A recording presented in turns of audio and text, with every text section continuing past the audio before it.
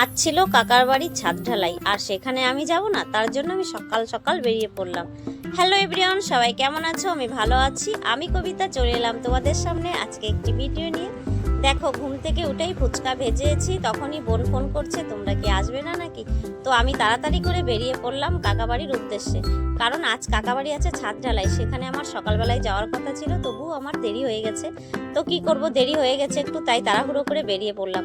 গিয়েই কিন্তু আমি আগে ঘুগনিটা চাপিয়ে দিয়েছি, কারণ অনেক মিস্ত্রি হেল্পার আছে, তারা সকালবেলা মুড়ি দিয়ে ঘুগনি খাবে। ছোট কড়াইটাতে চাপিয়েছিলাম, তা দেখছি হবে না, জল দেওয়ার পরে তারপরে কড়াইটা পাল্টে আবার বড় কড়াইতে চাপিয়ে দিলাম। আর এইদিকে আমার কানাই মশাই আমি ঘুগনি চাপাতে চাপাতেই চলে এসেছে, আর কাকা দাঁড়িয়ে আছে। এই দেখো ছাদ ঢালাই, উপরে পুজো শুরু হয়ে গেছে। ছাদ ঢালাই করার আগে তোমরা সবাই জানো যে সেখানে পুজো দিতে হয়, তার জন্য সবাই পুজো দিচ্ছে। আমাকে কাকিমা ডাকছে, তাই আমি গ্যাস অফ করে দিয়ে চলে এলাম উপরে ঠাকুরের ওখানে। আর সকালবেলায় সবাই স্নান করে কিন্তু রেডি হয়ে পুজো দিতে উপরে উঠে গেছে। এই দেখো সকাল পুজো হচ্ছে, এই যে আমার বোন, কাকার মেয়ে, আর এই যে মামি দিদি সবাই দাঁড়িয়ে আছে ঠাকুরের এখানে। পুজো হচ্ছে, গুরুদেব এসেছে, পুজো করছে।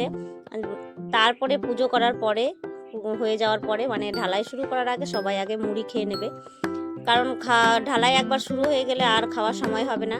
তাই সবাই খেয়ে নিল। খেয়ে নিয়ে আমার এই যে মেজদি এসছে, আমার বোন এসছে, ছোড়া থেকে এসছে, ওরা এসে সবজি কাটছে, দিদি রান্না করছে। আর এদিকে আমি ডালটা চাপিয়ে দিয়েছি। ডালটা কিন্তু আমার হবার মধ্যে প্রায়, মানে আমরা 3 বোন এসেছি, 3 বোনে আমরা কিন্তু রান্নার কাজে লেগে পড়েছি। আর আমি তারপরে মাংস চাপিয়েছি, তো মাংসটা আমি আর নাড়াতে পারছি না, কানাই মহারাজ আমার নাড়িয়ে দিচ্ছে, কারণ আমার হাতে অত শক্তি নেই। শরীরও খারাপ প্রচুর, এমনিতেই আমার শরীরটা খুব খারাপ। সবাই বলছে তুই কত রোগা হয়ে গেছিস, কেন এরকম হয়ে গেলি, কি হয়েছে, গলা শুকিয়ে গেছে। তো মনটাও ভালো নেই, শরীরটাও ভালো নেই, তবু তো আমার চলতে হবে না। তো তারপরে দেখলাম ঢালাইয়ের মেশিনের ওখানে একটু গিয়ে, আমি সত্যি কথা বলতে আমি এরকমভাবে এখনও দেখিনি। আমাদের এইদিকে সবাই দেখতাম মাথায় করেই নিয়ে যায়, মাথায় করেই উপরে ওঠে সিঁড়ি বেয়ে, কিন্তু এখানে দেখছি লিফট সিস্টেম ছিল, সেইভাবেই কিন্তু টেনে টেনে মশলাগুলো উঠছে। তারপরে আবার চলে এলাম একটু উপরে দেখতে, তা দেখছি প্রায় ঢালাই শেষের মুহূর্তে, অল্প বাকি আছে। তো ঢালাইয়ের পরে যে রান্না করলাম সেই খাবারগুলো আবার সবাইকে দেওয়া শুরু করে দিয়েছি। এদিকে সবাই খাওয়া শুরু করে দিয়েছে ঢালাই কমপ্লিট করার পরে। তো সবাই মিলে খাবো দাবো, আনন্দ করব।